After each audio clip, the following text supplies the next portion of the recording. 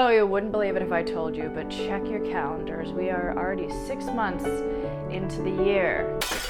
June is over. It's done. By the time that I post this, we'll definitely be on the last lingering days of that special month that is June. So that can only mean one thing. I have to talk about the books that have been super impressionable. I usually wait till the end of the year to really give you an idea of the books that I fully loved. But this year I wanted to talk about the books that I've been loving or been thinking about. I should preface this whole list by saying that I've been changing my curriculum of how I read, how I've been embracing books, and a lot of that has been just tapping into different genres, tapping into authors who I might overlook, and assessing how I'm thinking about books after I read them. I've read a lot of great books this year, really. I'm going to be talking about both fiction and nonfiction. Nonfiction, I would say the majority of the books that I've read have been great, but not books that I'm like, oh my God, this is fun, this is good to read, I think you would enjoy it. Something that I would pass on to a friend is how I would designate these books as my favorites so far this year. When I was making this list, I was kind of surprised at the impulsive decisions that I chose. I think that's the best way to pick a favorite, is just going by your gut, trusting your gut, and not searching for the right answer in the scheme of things. I don't know, maybe you'll be able to predict which books are my favorites so far this year and which you've never heard me talk about and you're like, oh, you liked that? Okay. All right, but before we get started into today's video, I would like to very, very happily thank the sponsor, and that is Craftsy. Listen, if you're in the book sphere, you're probably looking for a creative outlet, something to really spark that imagination. Craftsy is your online resource for everything creative. Craftsy is an online community of creative, like-minded makers where members can find endless inspiration, advance their skills, and discover their new favorite hobby. They have over 2,000 inspiring classes with step-by-step instruction in more than 20 categories like knitting, cooking, sewing, painting, and so many more. I've been enjoying Lindsay Stripling's class about pen and ink. I found that that was a way to just push the imagination in what watercolor and ink can do together. I've had a lot of fun also creating different characters and finding out how to create like a little story in my drawings. There's a great community in Craftsy. You can join live streams. You can also see shows there. I got really into a show called Doodle Wars. So it's super easy to explore their page and find a program that correlates with something that you might be interested in. Definitely worth checking out Craftsy. And if you are interested, you can click the link in my bio or scan the QR code, and the first 1,000 people to click my link will get a year of Craftsy Premium for $1.49. That is amazing. That only applies to new members, but again, if you click my link or scan my QR code, you get that amazing deal, and it is 100% worth it. I've been having a lot of fun, and I bravely showed you my drawing, and I think that it's progressing. Thank you again to Craftsy for sponsoring today's video. Now let's get on to my favorite books of the year so far. Okay, so as promised, I'm going to start with nonfiction. I read a lot of nonfiction. I feel like it's a pretty even balance of fiction to nonfiction. So for nonfiction this year, one of the books that has been on my shelf for so long, and I was so pleasantly surprised to finally read it and have interaction with these words and this band that I've so enjoyed, is Kraftwerk, Future Music from Germany. Wow. If you're not a Kraftwerk fan, that's fine. You can skip over. You don't have to sit here and pretend to enjoy what I'm going to be talking about. But I think if you are into any sort of industrial electronic music, which is, I would say, 95% of the music out there now, it would be worth it to just check this book out to see where the pioneering and the masterminds behind that genre of music began. If you don't know who Kraftwerk is, they are an electronic band that started in Germany. They are the granddaddies of what you hear, a synth, you hear a beep and a boop, you hear everything like that. They are the ones who started it all. This was very, very easy to read. I thought it was going to be a lot more dense than it was, but the author makes it easy for the average person to relate this band to contemporary music that we know and love now. You don't have to be a major fan, though it would probably help to be a fan of Kraftwerk a little bit, but I loved this. This was on my shelf, and the reason that I put it on here is because it was sitting dormant for so long, and I feel like we glaze over the books that have been just looking at us for years. Sometimes when you pick up a book that's been there for a while, it's a pleasant surprise, and this was definitely in that category. So I really liked this, and I would definitely give this to a lot of my friends, because basically the reason that I have the friends that I have now is because we have incredibly similar taste in music. So that was my fourth pick, I think, for favorite nonfiction. Yeah. All right. So after that, we have a book that is a pretty big bestseller, and I'm here to confirm that I had a great time with it. So that means that you probably will as well. No, don't trust everything I say. This is all opinion, but I think you probably would enjoy this if you like art, if you like museums, and maybe even if you like a little bit of true crime, because this is The Art Thief.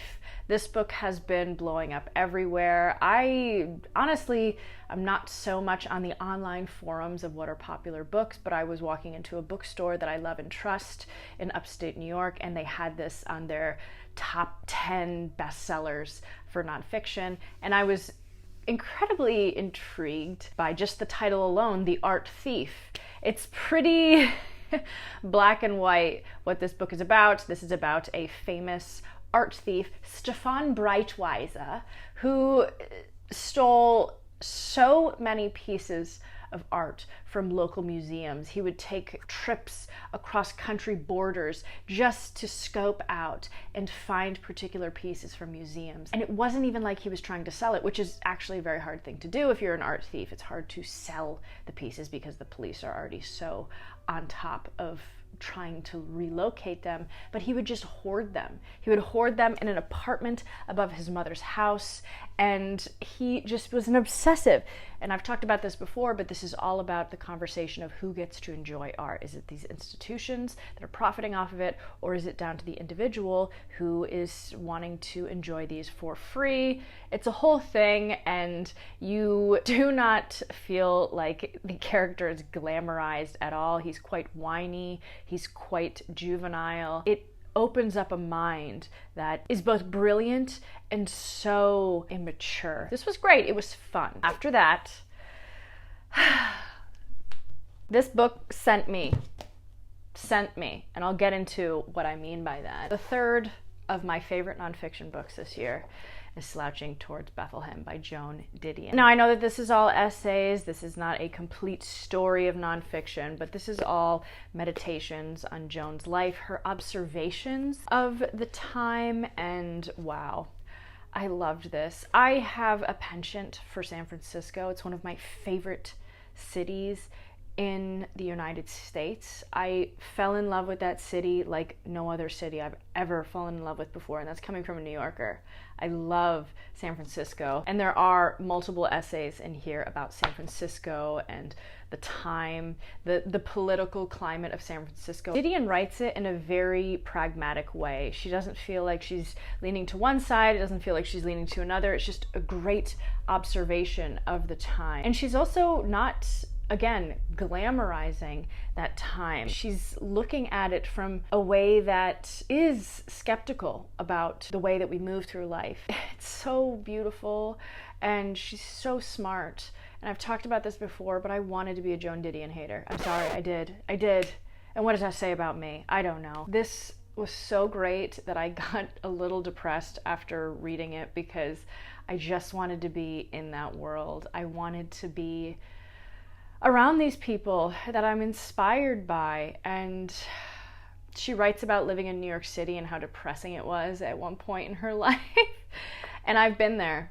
I have been there. This has been talked about online so many times before, but if you are curious about reading Joan Didion's nonfiction work, this is a great place to start. Short essays, very calculated for that time period of the 60s and 70s, and just outlining the framework for a brilliant mind and somebody who would be revered in literature circles for time and time to come.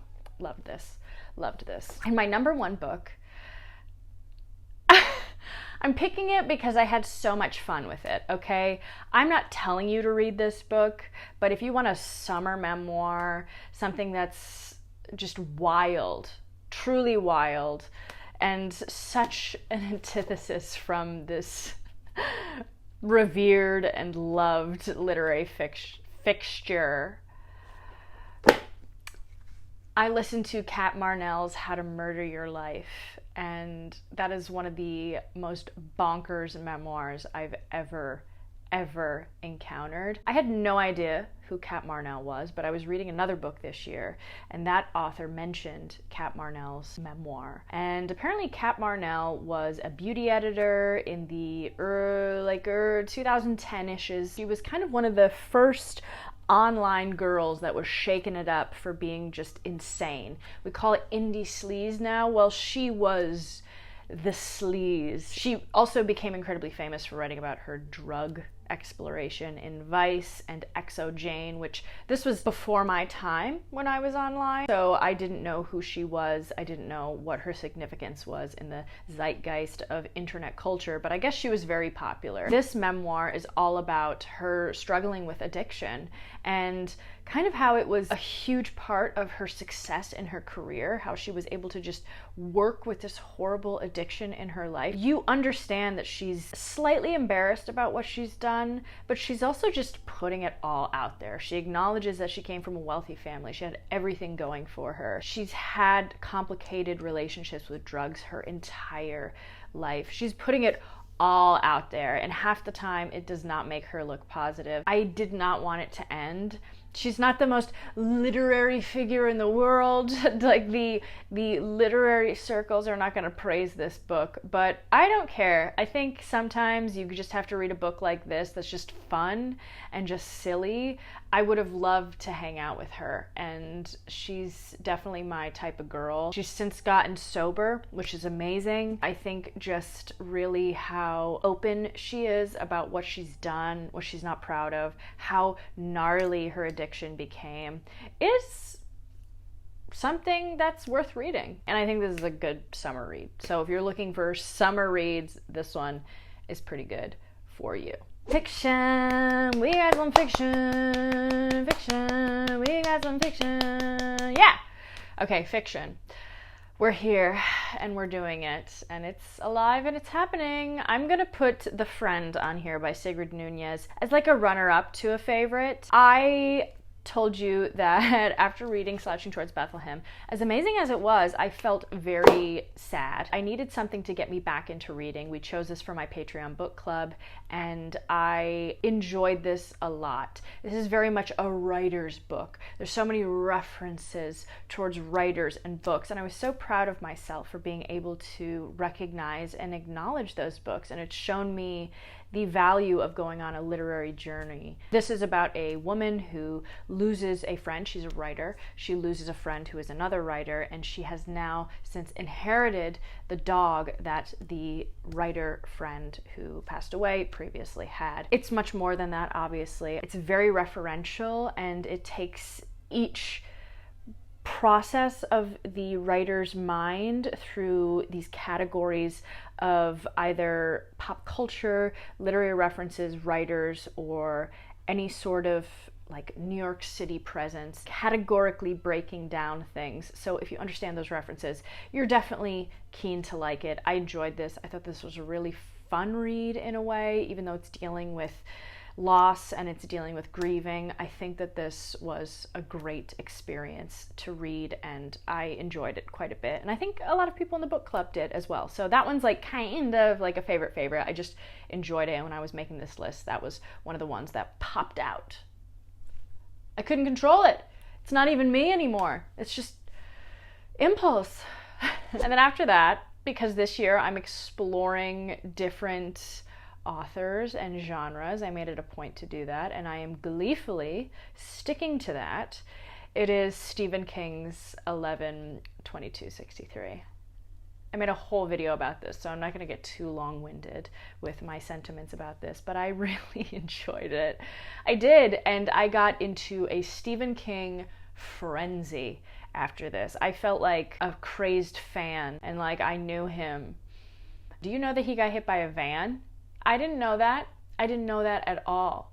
But now I do, because I went so deep on the internet. I just really enjoyed this. It's about a man who finds a way to time travel through this diner in his small town, and he is sent back to 1958. He is given the task by the founder of the time travel portal to divert the JFK assassination. That's just it in a nutshell. It's about 1,000 pages, so there's a lot more than that, but it's just great storytelling. I read this, I think, in a week or maybe 6 days. I've already given it to a friend, and that is a telltale sign that I loved a book if I've given it to a friend. And I know that Stephen King is the king of horror, but I find that his just basic stories are so heartwarming and make you really appreciate a master of his craft, whether or not you think he's just a profound literary figure. You have to appreciate the fact that somebody's literal God-given talent is to be a writer. You can't take that away from him. He is a